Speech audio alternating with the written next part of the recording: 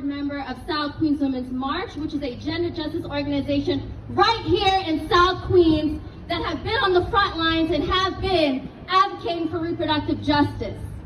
I want to firstly thank Borough President Donovan Richard Jr. and his team, Ariella Davidoff, for being so intentional and to rally us here today in such a critical moment when our bodies are on the line.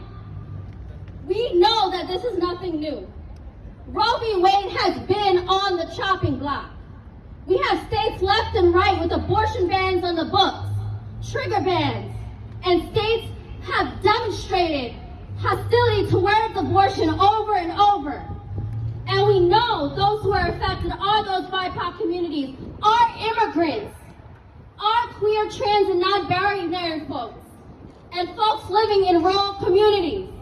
These are the folks who are already struggling to access health care, including abortion. Even with Roe v. Wade in place, it only exists on paper for those who are already oppressed by so many structural issues. As Roe v. Wade gives us the right to have an abortion, it's just the floor. And when this floor is taken away from us, it further pushes us in the ground and amplifies the very system that continues to harm us, to control us, and that continues to criminalize us. What we need in this moment is to ensure that this floor is in place, but we also need to build on it. This moment right now is a wake-up call. It is a moment where our bodies, our decisions to decide our own future is on the line.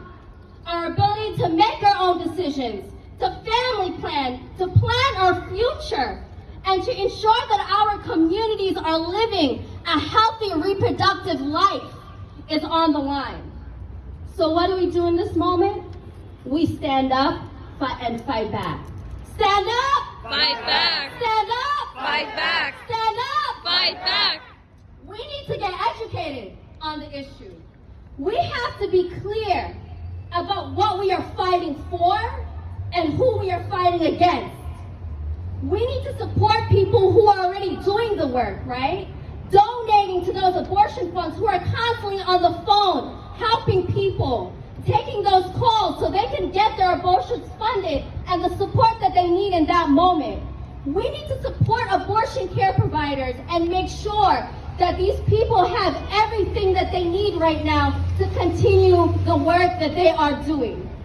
We also need to ask ourselves, right? What can our position offer in this movement right now? Whether you hold power, whether you hold privilege, or an occupation that can help us in this fight. Make those connections and add to the movement. We also need to think about in this critical time how we can support abortion patients. Here in New York, right? How can we offer childcare for someone that's seeking abortion?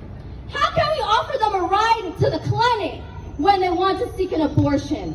How can we take time off, if we can, to go to the clinic with them?